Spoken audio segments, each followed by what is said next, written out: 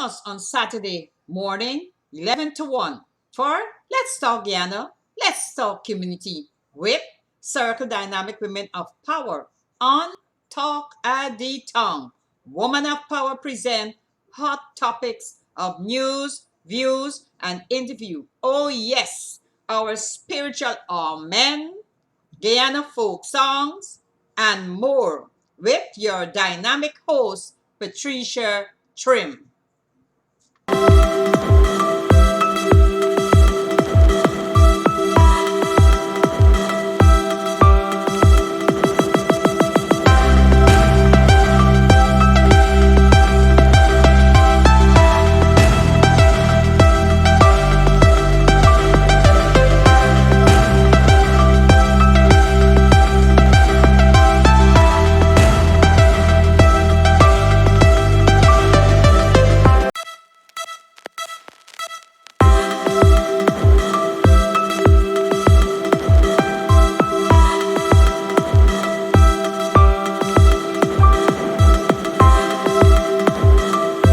Welcome to Tots and Teens in Focus. I'm your host, Patricia Trim.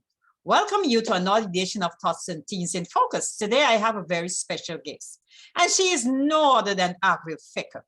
Avril Patterson Fecker. She's all the way from Georgetown, Guyana, but her career started in Guyana, and she migrated to the USA, where she began her career in the USA as an underwriter for the insurance company on Wall Street. Also, she removed herself from the insurance and she went into the medical field. From time I know her, she was a medical nurse. Avril has now completed and retired from her nursing career, and she is now an author and writing books about different ideas and creativity, that imagination that she has within her. So there is something good within everyone, because Avril has shown it that she could come from the medical field, from the underwriting of insurance, underwriter for insurance, and now she can become a writer for books of different stories that she would like to tell her story. Today, she has a very special story that she will talk about the women of today and the career opportunity that they have. And then we'll ask her how would she comprise it with the women of yesteryear and the career opportunity that they have, that the women of today opportunities, if it's more better than those that gone before, or it's better than those to come after. Welcome once again, Avril Fecker, to Tots and Teens in Focus. I know you're not a tot or a teen, but you are just right. Thank you, Patricia, for inviting me on your forum. And I would like to, my name of my book is Demise of the American Glass Ceiling. It's about women who are the first in what they ever did in this country of America. Women have been productive around the world and have been involved in different areas of government, even Cleopatra in other parts of the world, but in America, it was not so. Before I go, I'd like to read part of the book for you, and this is what it says. Women over the years have not been respected for their brains, and men see them as sex objects, vessels to build their ego and provide them with heirs. Some cultures even shame women for not producing a male heir. Most men are not aware that the problem lies with them to produce children. Women have worked in the field next to men, fought beside them in wars, build businesses, and raise their children alone. Their job include and were not limited to managing the home, overseeing the finances, cook, housekeeper, economist, and nurse. Today, they still wear so many hats, and still the men, some of them holding seats in Congress, try to disrespect them. That is really true where men are concerned. They always feel that women are a piece of meat and they feel to themselves that they have the power over them, that they must be able to abuse them, and they must take care of their children and do everything. But women are saying no to this situation. They are saying, no, we are powerful. We can do, woman of powers. Not that we want to be powerful, but the things that we can create and do without a man or a man assisting us, but we can make it happen. How do you feel about that? Oh, sure. There are so many single women out there. There are so many successful men out there who are whose mother were single and they brought them up to be successful, and men of character. So today, women have that opportunity to work with the children that they have, because there are so many single women out there because of situations. And so we need them to take this into their acceptance and realize that they can do it. Okay, you mentioned some great women who have great opportunities in your book. Can you tell us who they are? Okay, the book actually begins with the true slavery. So it's a historical book as well as a motivational book. It's historical because we go back into the past and we want to use the past to get our women and the young women out there motivated to do great in the future and the present. So we started with Sojourner Truth and Harriet Tubman. Harriet Tubman was one of the first women who were able to bring over slaves on the Underground Railroad. And she not only did that, but she got to work in the war that they had. And she was made a nurse, a cook, and a laundress for the American government. And she was a slave at that time, but what did she do? She brought over 70 slaves were able to escape out of slavery. She's one of the people in the book. Second, you have Sojourner Truth. And this is a mother who women are so strong, and we women fight for our children. Sojourner Truth was able to escape with one of her children, and she left one back. And she was the only slave that was able to put a petition to get that son of hers from slavery and eventually get him to be with her. And that is the strength of women. And that is the strength of women all over, who they make the priority, their family, their children as priority. Next, we have another person in the book is our one and only Charlie Shittun. She was one of the first Black women who ran for president. I mean, in the days that she was there, the white women weren't even running, much less the Blacks. So she was able to run she became a congresswoman, and she ran for president of the United States. In those years, it was a lot of racial division and prejudice. And she fought a good fight, but she did not win the race. But when, as a congresswoman, she was able to pass certain laws and create certain conditions for young Black women and men in this country, right? You have Mary Jackson. Mary Jackson was the first Black American engineer who, what did she do? She was able to advance NASA and put the men on the moon. She did such a great job that she was named, the building in Nassau was named after Mary Jackson. Yes. So we have, this book is not basically about Black women, it's about all women. And we have another famous Black woman, Madam C.J. Walker. People have heard about her. She was she's the first Black millionaire in America. She had developed cosmetics and different things, and she did a lot for her people.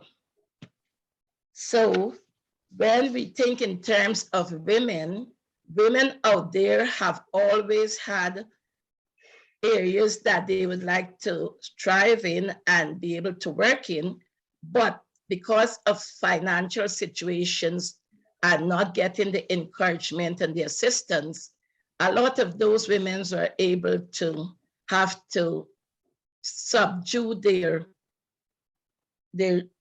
natural talent and decide that, okay, I would like to do it, but I cannot because I don't have what it takes, the money to do it.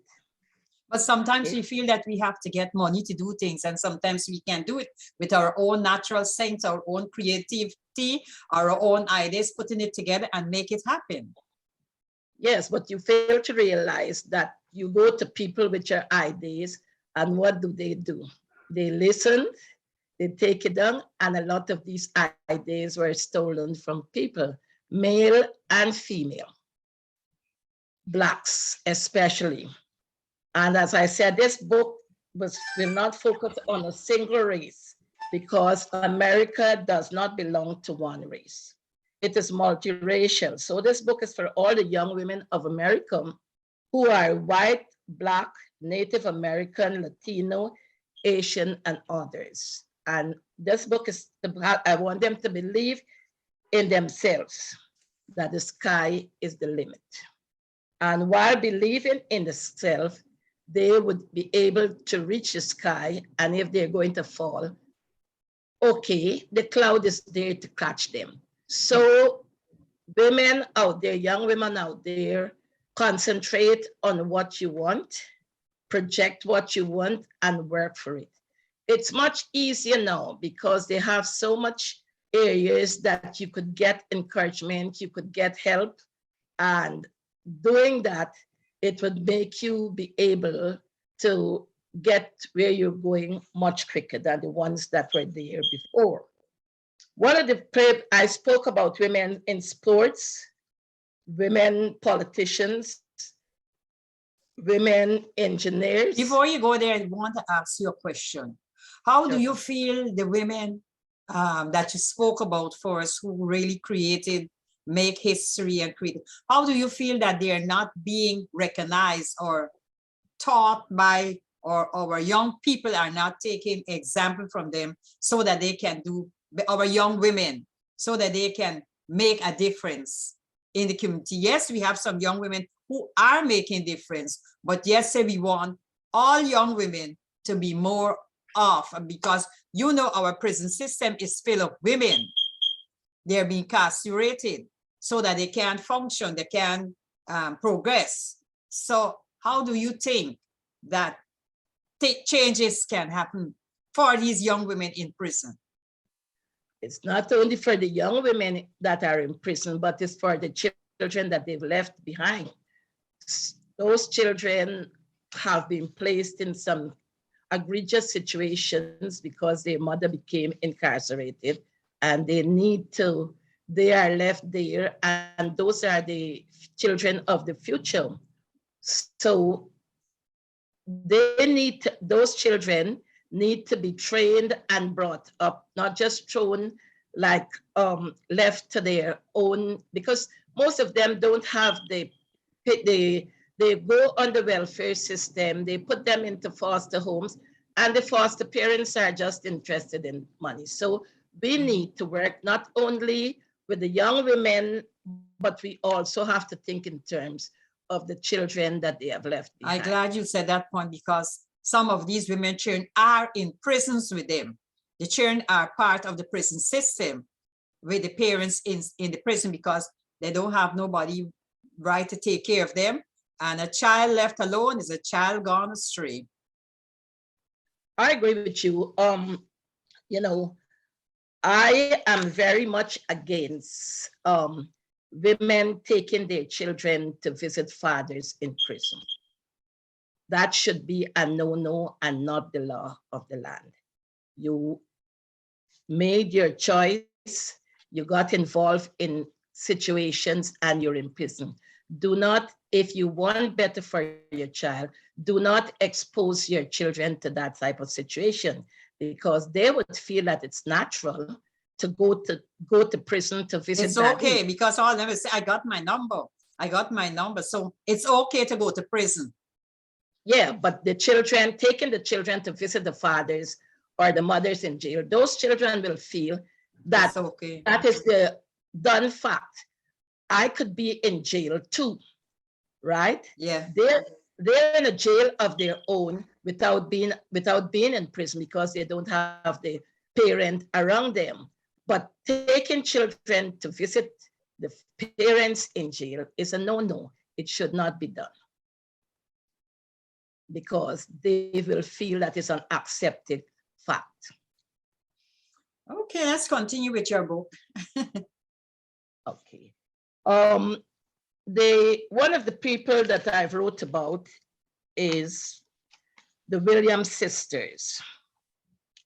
You know, sports, we have, women have done very well in sports, and a lot of Black women. Mm-hmm. The Williams sisters are phenomenal. As when they were young, the father made sure that he trained them to be tennis stars. If you had asked those sisters what they wanted to be when they grew up, coming from a place like Compton in LA, and they told you that they wanted to be professional table tennis stars, you know, people would not believe it. But it showed that perseverance and ambition is what is needed among women to achieve what they want. Those sisters, when they did talk about the discrimination, even though they were able to do so much, win so many Grand Slams, in 2015, Serena Williams spoke about the discrimination, race, and inequality, and that she had against her, even though she was such a famous person. Okay. We have another person in the book is Oprah Winfrey. Oprah Winfrey have had her share of misfortunes, but you know, she was able to surmount that, and today she is the only Black billionaire, female Black billionaire that they have. Oprah Winfrey did not take her money and decide, okay, I am Oprah Winfrey and I live on it. What she did, she made sure that she'd gotten involved in different organizations and different organizations to help the Black race. She went to South Africa and she created a school for young women, because in some countries, young women they're just like a pet. They're not counted to go to school or that they have any intelligence. And Oprah Winfrey created a school that young Black women in South Africa could become educated. I think there was one point that people were saying she created school in South Africa, but they have a lot of children in America that needed some help. So yeah, that was the school that she created in South Africa. That was publicized, but have they gone behind the scene to see what she have done, what charities she have created, where is she giving her money. And, you know, a lot of Black women also who have made it, they contribute to charity to help the other Black people succeed. Point taken. She didn't did it alone. She had other people who Yes, she had other women. Yes. That, you know, we just say this, but then we're not aware. And what they call the spit press could do a lot of damage, or these the spit press could do a lot of damage. As usual, they will always try to bring down the Black race. Exactly, the Black women, right? You have Simone Biles, a beautiful young woman who was brought up by her grandmother and grandfather.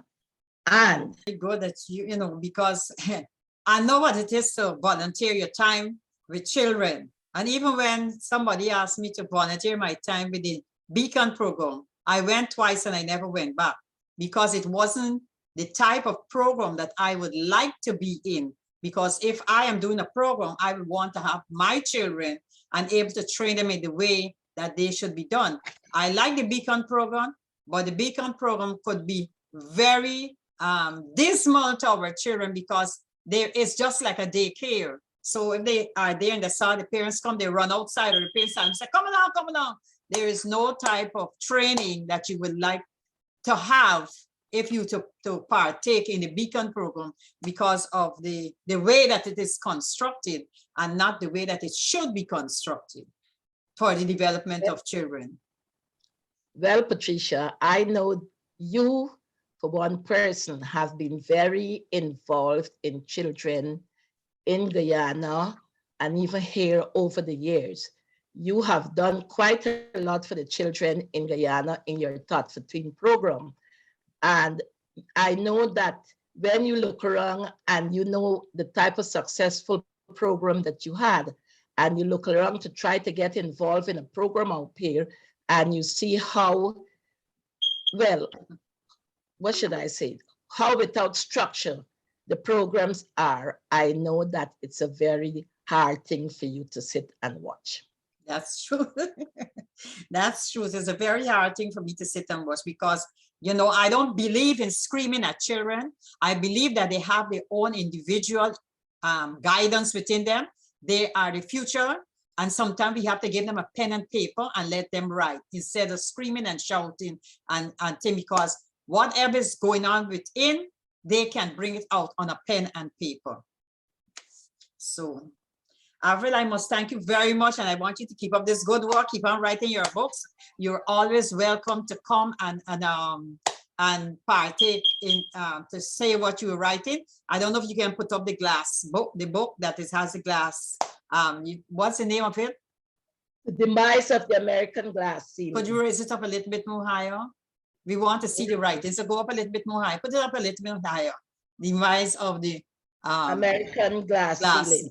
And that is because women are being disappearing in society and not coming forward to do things as they would like to do or would put their energy and all into it.